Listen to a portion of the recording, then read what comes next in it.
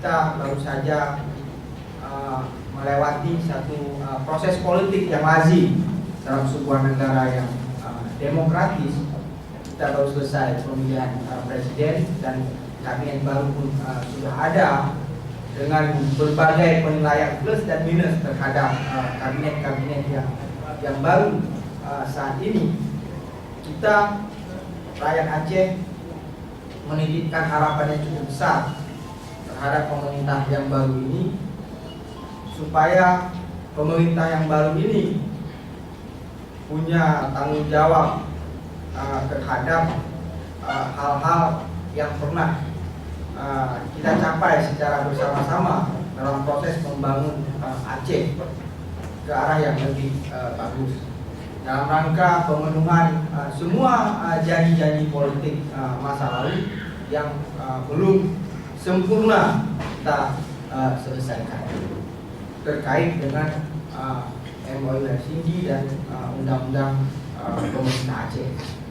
Kita punya dua tanggung jawab dalam persoalan penyelesaian UUPA dan MOU Helsinki. Tanggung jawab keluar dan juga tanggung jawab ke dalam. Apa yang disebut dengan tanggung jawab keluar? Tanggung jawab keluar adalah dalam rangka pemenuhan kewenangan-kewenangan yang belum sempurna kita dapatkan. Tanggung jawab ke dalam adalah seperti yang disampaikan oleh Profesor Hasbi tadi, bahwa bagaimana kewenangan yang sudah ada ini, uang 2% dana alokasi umum, semuanya ini bisa kita manfaatkan untuk meningkatkan kualitas hidup masyarakat Aceh, sektor pendidikan, sektor infrastruktur, dan yang lain-lainnya yang kita anggap penting untuk membangun sebuah landasan baru tentang Aceh masa depan yang lebih mandiri. Dua tanggung jawab ini menjadi tanggung jawab kita bersama, bahwa ini adalah tanggung jawab semua kelompok, semua partai-partai politik yang ada di Aceh. Dalam hal pemenuhan keluar, dalam hal ini kita perlu komunikasi yang cukup bagus artinya dengan pemerintah pusat, apalagi terkait, meskipun yang menang adalah Pak Jokowi sebagai presiden, tapi ada tantangan besar di sana karena partai politik dari Pak Presiden pernah menjadi kerikil dalam sepatu untuk proses perdamaian Aceh pada masa yang lalu.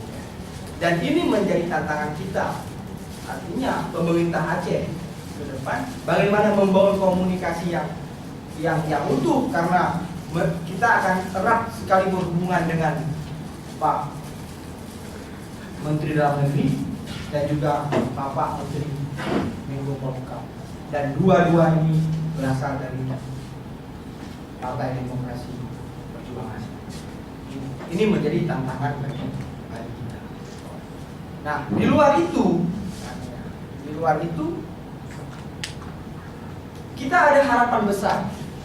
Ada harapan besar karena di sana ada Pak Yusuf Kala yang masih punya hubungan cukup erat dengan proses perdamaian Aceh, sebagaimana juga Pak SBY yang lalu, meskipun pada masa Pak SBY tidak semua juga terpenuhi. Masih ada Pak Yusuf Kala dan juga masih ada Pak Ferry Munir Balda yang juga punya dan juga ada Pak Sofyan Jalil.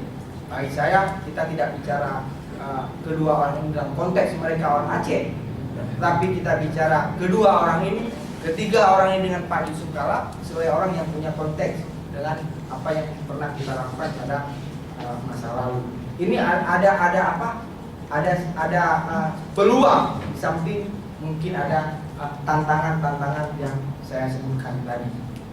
Tetapi secara umum, karena negeri kita Indonesia adalah negara yang sedang bergerak ke arah yang demokrasi yang lebih baik, bagi saya artinya tantangan paling besar kita orang Aceh ini adalah satu hal, untuk mencapai yang dari pusat tadi adalah bagaimana kemampuan kita memperlihatkan kepada nasional Indonesia dan juga kepada dunia yang global bahwa kita mampu memimpin negeri kita.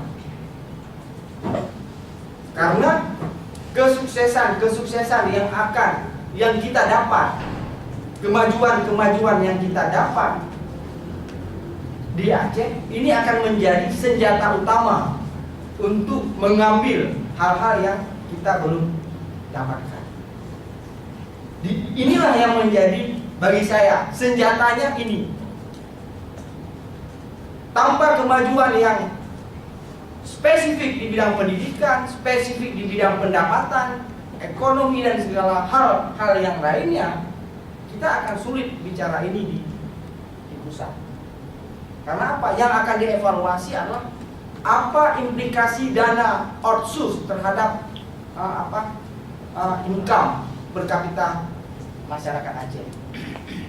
Apa implikasi dari kewenangan ekspor impor yang didapatkan Aceh terhadap pertumbuhan ekonomi Indonesia di Aceh? Apa pengaruh 2% DAU itu terhadap ketahanan pangan? Ketika ini mampu kita proof, kita perlihatkan kepada nasional, saya pikir ini adalah senjata utama. Dan partisan politik di Indonesia, saya pikir tidak akan punya alasan untuk bicara, untuk menolak semua keinginan kita yang belum tercapai. Dan ini adalah tanggung jawab kita bersama. Kedua, terima kasih yang cukup besar kepada Profesor Hasbi terhadap masukan-masukan terhadap parlemen ke depan, dan harapan kita senantiasa selalu optimis bahwa parlemen ke depan insya Allah akan lebih baik daripada parlemen sebelumnya. Dan harapan kita kepada teman-teman di luar parlemen untuk senantiasa memantau, senantiasa memberikan masukan-masukan. Karena apa? Karena ini adalah Aceh kita bersama. Terima kasih. Assalamualaikum warahmatullahi wabarakatuh. Waalaikumsalam.